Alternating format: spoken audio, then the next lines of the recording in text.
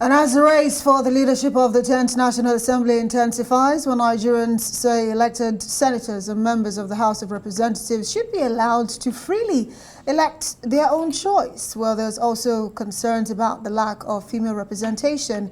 Well, I'm being joined by a lawyer and politician as well as an activist. Well, she wears many caps. Aisha Umar, she is live in the studio with us. And in our offsite studio, we do have political analyst, that's Norbert. Sochukwudinma. Thank you so much, both of you, for joining us tonight in the program. And Aisha, of course, I would love to start this conversation with you. I know that you have vied for certain positions, and unfortunately, you are not one of those who is successful, but I'm sure you have been following the drama with regards to the 10th Assembly and the jostle for leadership positions. Well, first of all, we have seen the ruling All Progressives Congress release a list with regards to who should get what. And there are concerns being raised by some geopolitical zones, but also women. They say not even one deputy position was given to a woman. Yes, we know in the Senate there's just 3 women. We've seen less and less women getting elected. Talk to us about the implication of this to our nationhood and our democracy. Thank you for having me. Good evening, everyone. Yeah, thank you for having me. So, like you said, yes, I have, gone into politics. I've tried my luck, as it were. Very, very difficult, but that's a story for another day. I think, like you said, today we're talking about the quest for leadership in the National Assembly, and also at the same time we're talking about reasons why women are not actually being considered in the first place. I think first and foremost, being a politician, from my experience, I know that when it comes to Nigerian politics and positions, the stakes are really high. So much is at stake. There's basically, it's almost a do or die affair. Now, women by nature are not people that are confrontational or who want to get at all costs. So we're more likely to back off when things get really hot. So, we tend to just back off when it's getting too much. As you know, that it's, like I said, a do or die affair. So that's one. Number 2, the issue of costs. Right from the primaries to the actual elections, and even when you win and you are in the National Assembly, you have to have a lot of money in order for you to get a leadership position. It's a fact. Anybody that says it's not is not telling us. It's very, very economical with the truth. The fact of the matter is that most of the people who are gunning for positions have to pay through their noses in order to get support, unfortunately. So this is the kind of policy we have. And like I said, the issue of being not seen to be aggressive, not seen to want power, this is again, a stereotype that women are meant to be, always take a back seat. And so women are stereotyped and they don't want to be labeled or identified as people that are being too ambitious. I think those are kind of things that are going on right now. And unfortunately, we have, 3 senators or something, 3 female senators. Yeah, and out of all the 3, none of them are actually even being mentioned at all. So yeah, it's all a male affair. Okay, let's see what Nigerians are. Aisha, Umar, and Norbert, I'll come back to you. Just give us a minute. Let's hear from Nigerians and see what the whole feel about the coming 10th Assembly is like. Following the discordant views arising from the zoning arrangement of the All Progressives Congress, the Deputy Speaker of the House of Representatives, Idris Wase, is leading 5 other top contenders for the speakership of the House to the APC headquarters in Abuja to call for a review. Those at the meeting include Yusuf Gagdi, Plateau State; Sani Jaji, Zamfara State; Mokhtar Betara, Borno State; and Sada Soli from Katsina State.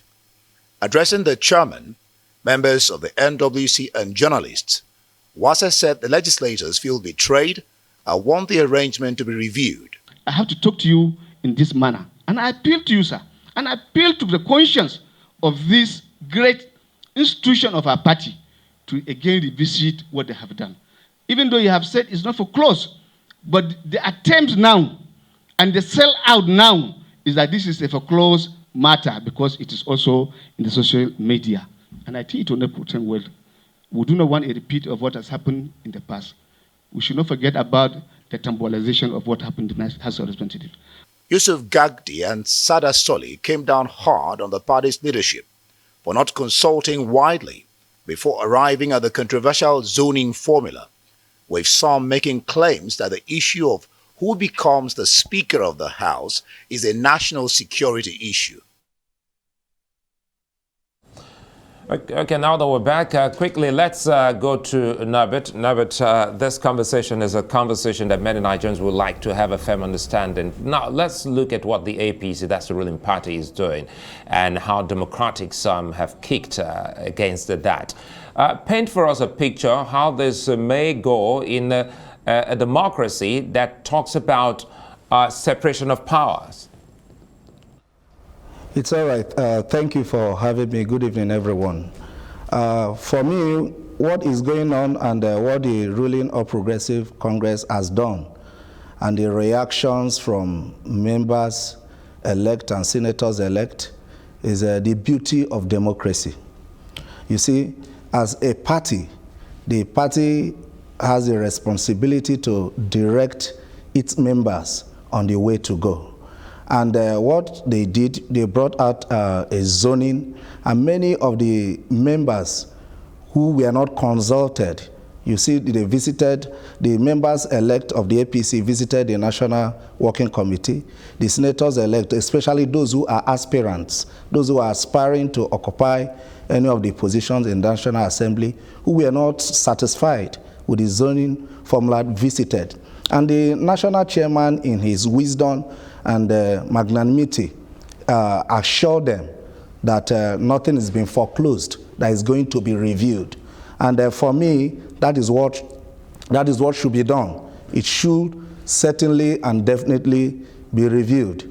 If it is reviewed, the yearnings, agitations you see everywhere will certainly calm down. For instance, they gave two particular positions, big positions, to one zone, leaving one zone with nothing. That is the North Central. And in reviewing it, my candid opinion is that North Central should be given something. Once that is done, and again, where Nigerians, because I put my ears down, where Nigerians are talking and complaining is putting names to even the positions that have been zoned to different areas. The yearnings of the people is that if the ruling party zones, names should not be attached, so that those from that particular zone we have the opportunity. For example, former National Assembly members from the South-South had a press release in Abuja here, supported the South-South zoning, but we are talking about penciling it to a particular person. So in my opinion also, that should be done. Then the senators-elect of southeastern Nigeria, of all the political parties, also met, had a conference and are appealing that for inclusiveness, for unity, for peace, that should have also, the Senate President should have also been zoned to the southeast instead of the south-south. And if you check the mood of the nation, that point and opinion is also very valid for inclusiveness, for unity, for peace. But I must say this without reservation, that the political party, the All Progressive Congress, the leadership, the NWC, together with the president-elect and his vice, will actually have the final say on what zoning would be. And whosoever that is a true party man will go with that zoning. So I will conclude this point you raised by appealing and begging, my candid opinion, that the National Working Committee should do a wider consultation, like the national chairman has promised, and come out with a tinkering, just tinker it a little, let North Central have something. If you ask me, I could say Senate presidency could go to the Southeast, the Deputy Senate presidency should go to North Central, the Northwest retain the speaker like they've done, South-South could have deputy speaker. Already, you know, we have the president-elect from the Southwest, and we'll have the vice president president-elect from the Northeast. When this is done, you will see that the 6th geopolitical zone would have been fairly and adequately taken care of. In governance, there will be a kind of meeting where only these persons could meet to discuss what matters to the nation. If this spread is not done, when such strategic meetings are held, you will find out that one geopolitical zone or the other could be completely exempted. But in fairness to the ruling All Progressive Congress, what they are doing is a real democracy.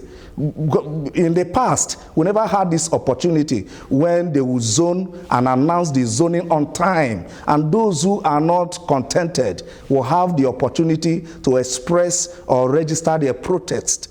And if you see the level of protest that the APC members, the senators-elect and the House of Rep members-elect, none of them is going violent or fighting or using wrong words. They are also reaching out and appealing that this should be reviewed. And in my candid opinion, our president-elect, who is a wonderful leader, the vice president-elect, and the National Working Committee should kindly review this so that all the party members and critical stakeholders will be carried along. Well, a review the leadership of the APC have actually promised, but we'll wait and see how far-reaching that is. And even when you talked about the North Central not giving anything, even the Northwest that got, of course, from the zoning that has been released, the Deputy Senate President and the Speaker are saying, you know what, we deserve the Senate presidency. But you know what, Aisha, let me bring this conversation to you. The fact that we're seeing this jostle for leadership position really get heated up to the point where we're even seeing billboards scattered across the FCT, and Nigerians are asking, you know, really, this scramble for power, would you say it's out of, you know, personal interest, or really the call to service to the Nigerian people, those who are really pushing for these positions to be given to them? Thank you. So I'm really concerned about the language, the type of agitation. The word agitation itself agitates me. Why should anybody be agitated? Because they want to be taken care of. They want their zone or their people, and they should also have something. The kind of language itself, you know, it tells you that there's something wrong with, I think, in my opinion, the approach or the mindset, okay? The passion that we saw, the fire in the belly that we saw before elections when people wanted to get elected, you know, it's exactly the same passion that we want to see. We want to see the selflessness, we want to see the excellence, the empathy for the people, not for position. Because we all know the National Assembly, the issue of the allowances is something that is very attractive. Let's not lie to ourselves. It's very attractive, and I'm very sorry to say, I will not say everyone, but a lot of the people who are jostling for positions have an interest because of the allowances. I'm very sorry. I know I'm going to get some backlash probably by saying this, but we all know if that is not true, what we would like to see is, first of all, come out and tell us that you're going to give up these allowances. If you give up the allowances, we'll very, very happily listen to you campaign and say when we know that there's nothing in it for you.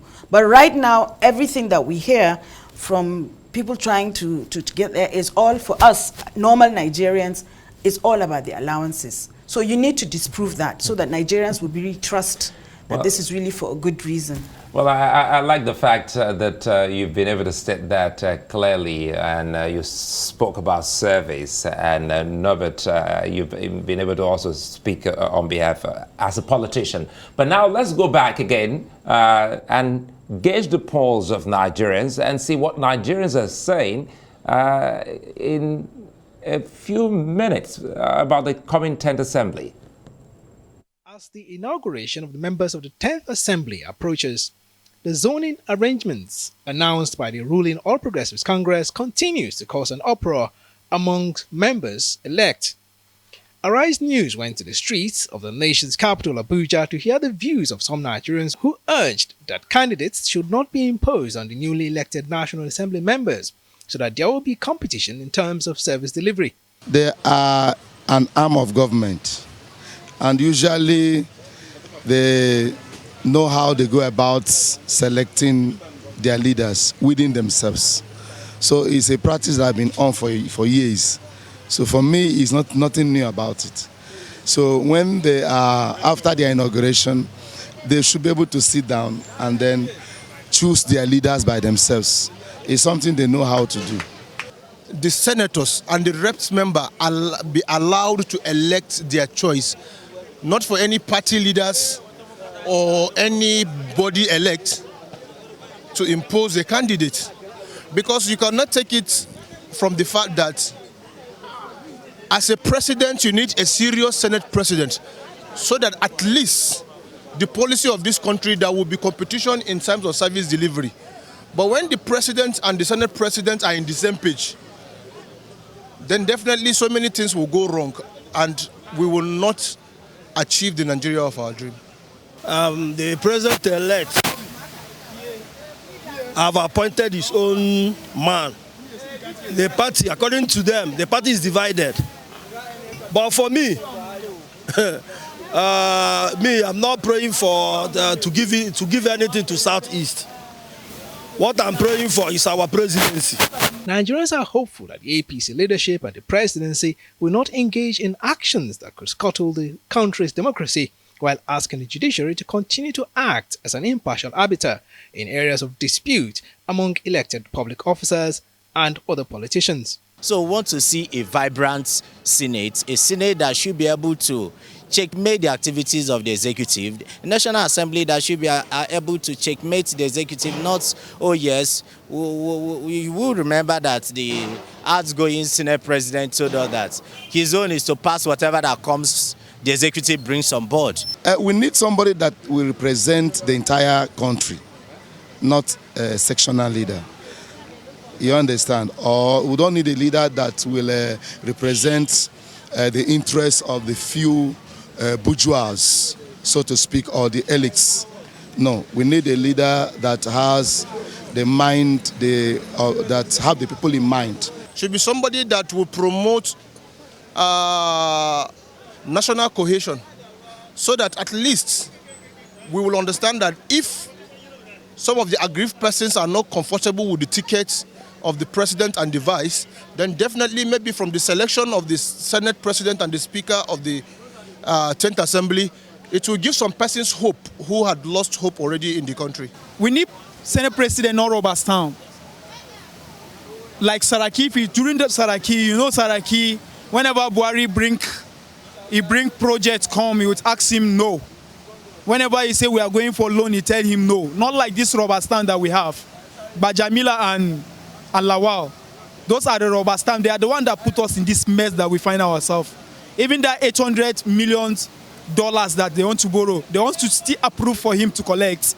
What are they going to do with it? It is hoped that the new leaders of the Senate and House of Representatives would bring positive change to the country once they emerge as presiding officers of the 10th National Assembly. Now you have heard Nigerians and they're so passionate about that. Let's quickly wrap up by coming back to you, Aisha, before we go to Norbert. Let's set an agenda quickly, if we can do this in a minute. What should be the first few things that you would love to see from the National Assembly when it's finally inaugurated? For me, I think it's very easy. Constitution clearly states what their role is. In Section 2 of the Constitution, the responsibilities are there. They have lawmaking responsibilities. They have oversight powers. They're supposed to represent their people. They have budgetary powers. They also confirm appointments and also in charge of constitutional amendments. I think for me, one of the burning issues is the Constitution. We all know that there are issues regarding the revenue sharing formula, for example. They have also issues to do with foreign policy, for example. What should Nigeria's position be vis-a-vis this new world order? You know, there's wars going on. We need to know where we stand. We need to face the issue of the debts, the economy. There's so many things, defense, security. Those are things that we need to put on the agenda, and these are the discussions we should be having. Those are things we want to know what whoever is looking for any position or whoever already has a position, what do they have to say to us about this? Because we are really, really just like many countries, with not just Nigeria, but the whole world is in crisis. So you have to be on your toes. You have to plan ahead. We want to plan. What is the plan? Okay. What is the plan for Nigeria is the question that Aisha is asking. And Norbert Sochukwudinma, let me ask you the same thing as well. Looking ahead to the 10th Assembly, setting the agenda really of what should be the priority areas for, you know, the next assembly, and marry that with the independence of the legislature, looking at the fact that we're seeing that the executive, you know, as it's always been, has a lot of influence as to who decides, who becomes the leaders of the National Assembly, and the fact that its implications on Nigeria's democracy. Yeah, thank you very much. I look forward to seeing the 10th National Assembly that will have high level of independence, because the National Assembly is an arm, the legislature is an arm of government of its own, independent and less of politics, more of governance. But they can't do this also without synergy.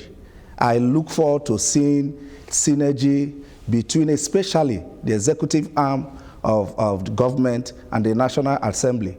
I don't subscribe to having an antagonistic leadership of National Assembly, because when two elephants fight, it is the grass that will suffer it. In the 8th Assembly, where we had Saraki issue, saga with President Buhari, the masses suffered most. So I look forward, I expect a National Assembly that will be independent.